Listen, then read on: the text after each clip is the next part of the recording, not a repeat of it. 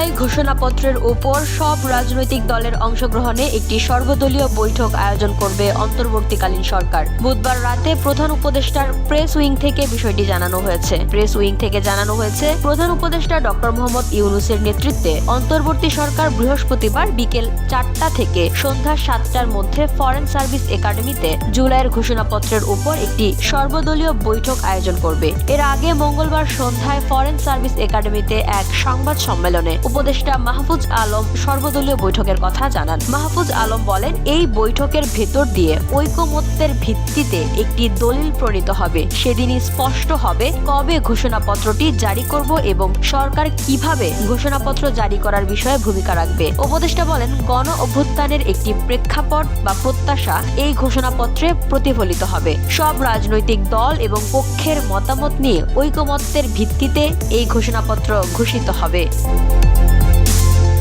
VOD Bangla news desk.